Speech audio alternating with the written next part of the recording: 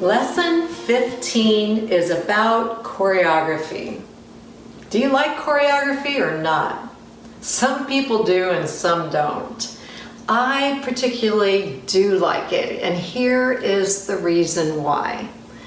There are so many things that help you in your flow, even if you like to do more freestyle flow, where you just do whatever you feel.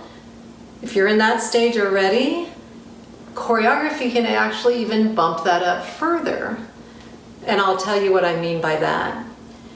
When I teach ballroom dance students, the men, in fact, how to lead their partner and how to communicate and how to figure out what they're going to do next, usually I give them some groups of patterns to do.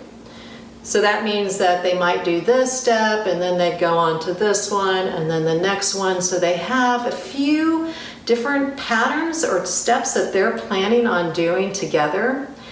Because I find if they don't have that, they will stick to the same basic thing over and over again until they can figure out what to do next. And if you're an experienced hooper, you've probably moved past that, but maybe this is something that would be really useful for you if you're not in that realm yet, or you can just get out and free flow. On lesson 20, I'm going to talk a little bit more about the flow and the flow state. But for right now, on our lesson about choreography, I wanted to share with you some of the advantages of doing choreography.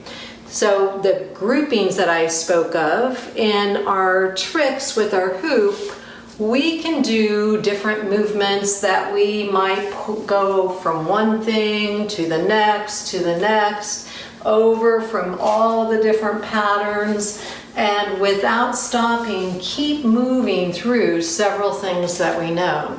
So that might be a group of things, and if you don't feel like you already have that flow or you'd like to add more to your flow, planning out some things that you're going to do back to back in order would be really useful. Let me tell you about the 80-20 rule. We use 20% of our wardrobe 80% of the time. And that tends to be the same whether it's the dance steps that you know or the tricks or the movements that you know. It's easy to fall back into the same things over and over again.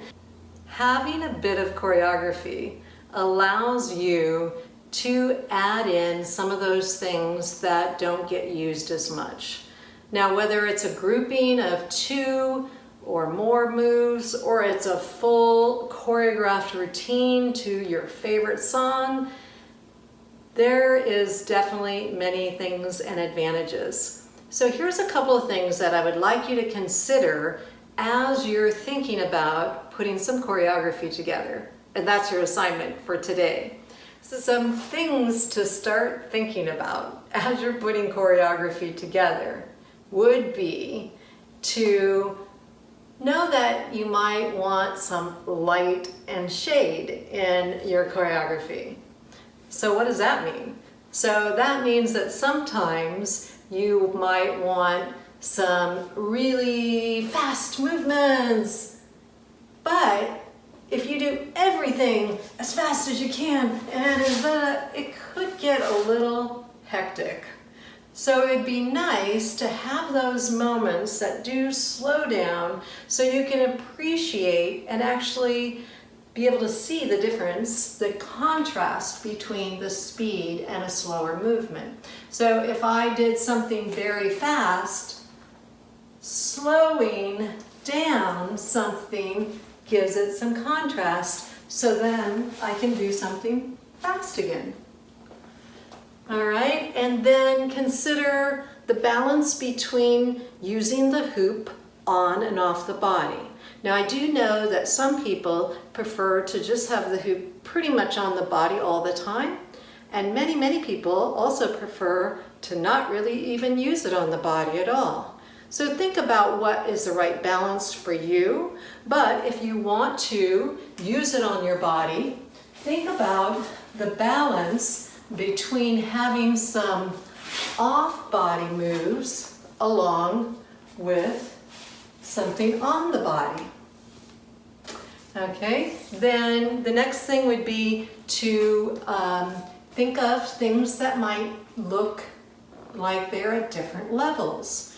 So if you do everything at the same level all the time, then again, it's not going to have that contrast, not just visually for someone watching you, but for your own self, of just having that feeling of doing things in much different ways. So I might want to do something really high, which I have really low ceilings, so that's not going to be too high.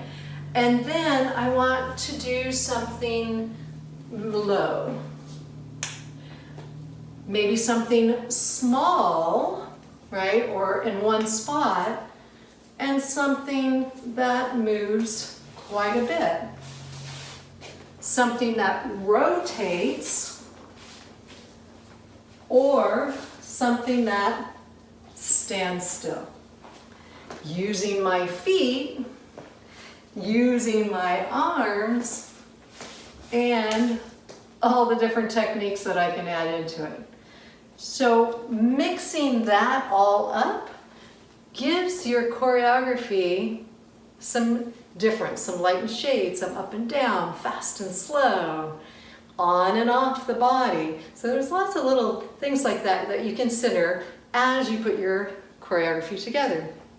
And then finally, even though I'm also going to have a lesson on timing, number 17 will be the timing. When you do your choreography, you want to think about it fitting with the music. So if you are choreographing to a particular piece of music, you can think about how that music has high points, low points, stronger, softer, and modify your groupings to fit that. Also, if you're just dancing, you will be listening for those things. So if I hear something in the music that tells me to go faster, go slower, or to be bigger or more compact, I'll consider those things too. I consider the phrasing of the music. So if the music changes, like it sounds all of a sudden really different, then I'll change what I'm doing with the hoop to match that difference in the music. And then also, we usually count to 8 counts when we're putting our things together. So if I take something really simple and I do 1, 2, 3, 4, 5, 6, 7, 8, then I could change to something else. 1, 2, 3, 4, 5, 6, 7, 8. So that's what I think about when I'm putting it together, putting things to 8 counts. Then also there's accents in the music, especially on the 1 for a downbeat. So there might be a strong 1, and on that strong 1 I could do a toss with my hoop, or I could do something that I feel is dramatic in what I'm doing, like lifting the hoop off the body, or pizza toss, so many different tricks. And this concept goes with really anything. So those are the main points that I want you to consider. So when you're doing your choreography or putting together even a small amount of groups, if you're doing groupings, it's nice to have maybe 3 or 4 different groupings. Maybe write them down. I've seen people write them down on paper or on their mirrors, and different ways to remind themselves, little note cards, and practice those groupings. So then when you're doing your flow, you always have those to fall back on in between. Those are your 20%, right, of your clothing that you wear all the time. Then you can always add in other moves along the way.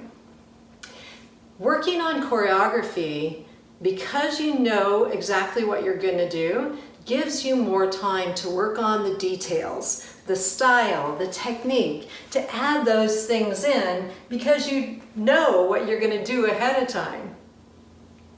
So you can really refine those ideas. Again, your assignment for today is to put together at least a couple of groupings of 3 or more tricks or moves that you can do.